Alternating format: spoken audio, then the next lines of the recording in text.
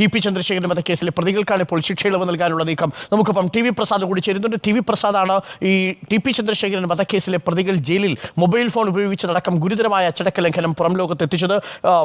TV. Prasad, very good morning. വീണ്ടും ഒരിക്കൽ കൂടി ടി.പി. ചന്ദ്രശേഖരൻ വധക്കേസിലെ പ്രതികൾ വാർത്തയിൽ നിറയുകയാണ്. ഈ വടകരയിലെ പരാജയത്തിന് ശേഷവും പാർട്ടി ഒന്നും പഠിക്കുന്നില്ല എന്നാണ് ഇപ്പോൾ കെ രമ പറയുന്നത്. ഇത് ഗുരുതരമായിട്ടുള്ള അച്ചടക്ക ലംഘനം നടത്തിയവർക്ക് പോലും ശിക്ഷ ഇളവ് നൽകാനുള്ള ജയിൽ സൂപ്രണ്ടിന്റെ നീക്കം, അതിനെ ഏത് തലത്തിലാണ് നമ്മൾ കാണേണ്ടത്? ഇത് പൂർണ്ണമായിട്ടും രാഷ്ട്രീയ നീക്കം തന്നെയല്ലേ? അതല്ലാതെ പ്രതികൾ കൊടുത്ത് ജയിൽ സൂപ്രണ്ട് സമർപ്പിക്കുന്ന അപേക്ഷ എന്ന രീതിയിൽ മാത്രം നമുക്ക് കാണാൻ കഴിയുമോ?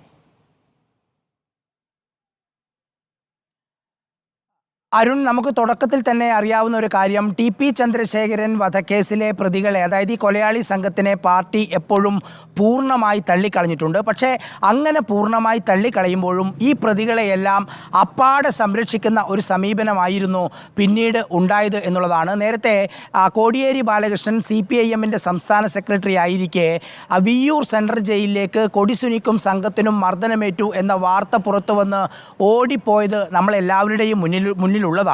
മാത്രമല്ല, P.K. കുഞ്ഞനന്ദൻ, നേരത്തെ മരിച്ചുപോയ CPM-ന്റെ നേതാവ്, ഈ കേസിൽ പ്രതിയായിരുന്നു, ശിക്ഷിക്കപ്പെട്ട ആളായിരുന്നു. എന്നിട്ടും P.K. കുഞ്ഞനന്ദൻ ഒന്നും ചെയ്തില്ല, P.K. കുഞ്ഞനന്ദൻ്റെ ശിക്ഷ തെറ്റാണ് എന്ന നിലയിലാണ് ഇപ്പോഴും CPM-ന്റെ നേതാക്കൾ വാദിച്ചുകൊണ്ടിരിക്കുന്നത്. അരുൺ, ഇതിൽ തെരഞ്ഞെടുപ്പ് പരാജയത്തിലും ഉപരിയായി പാർട്ടിയെ സംബന്ധിച്ച് ഏറ്റവും പ്രധാനപ്പെട്ട കാര്യം ഈ കൊലയാളി സംഘത്തിന് ഒരു ബുദ്ധിമുട്ടുമില്ലാതെ അവരെ സംരക്ഷിക്കുക എന്നുള്ളതാണ്. ഒരിക്കലും പ്രതീക്ഷിച്ചിരുന്നില്ല അന്ന് ഈ കൊലയാളി സംഘം അറസ്റ്റിലാകുമെന്ന്.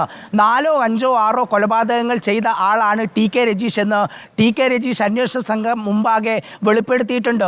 ടി.പി. ചന്ദ്രശേഖരൻ കൊലക്കേസിൽ പിടിയിലാകുമ്പോഴാണ്, മഹാരാഷ്ട്രയിൽ നിന്ന് പിടിയിലാകുമ്പോഴാണ് T.K. രജീഷ് ടി.പി. ചന്ദ്രശേഖരൻ കൊലക്കേസിലെ അന്വേഷണ സംഘത്തോട് പറയുന്നത്, നേരത്തെ ജയകൃഷ്ണൻ മാസ്റ്റർ വധക്കേസിലും താൻ ഉണ്ടായിരുന്നു, അതുൾപ്പെടെയുള്ള നിരവധി കൊലക്കേസിൽ താൻ ഉണ്ടായിരുന്നു എന്ന് പിന്നീട് തുറന്നു പറച്ചിലുണ്ടായി. അതിൻ്റെ അടിസ്ഥാനത്തിൽ അന്വേഷണവും നടന്നിട്ടുള്ളതാണ്.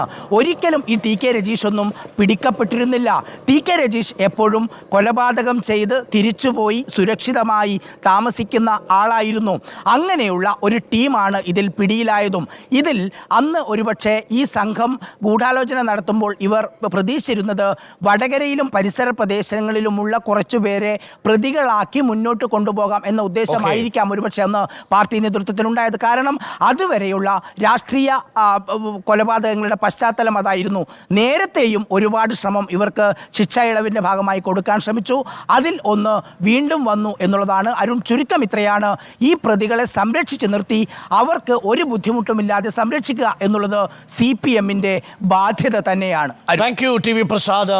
ഈ ടി.പി. ചന്ദ്രശേഖരൻ വധക്കേസിലെ പ്രതികളോട് സർക്കാർ കാണിക്കുന്ന ഈ അമിതമായ താല്പര്യമുണ്ടല്ലോ, അത് തിരഞ്ഞെടുപ്പിൽ പോലും പ്രതിഫലിച്ചിരിക്കുന്ന പശ്ചാത്തലത്തിൽ പിന്നീട് എന്തിനാണ് ഇങ്ങനെയൊരു നീക്കം നടത്തുന്നത് നമുക്ക് എത്ര ആലോചിച്ചിട്ടും മനസ്സിലാവുന്നില്ല.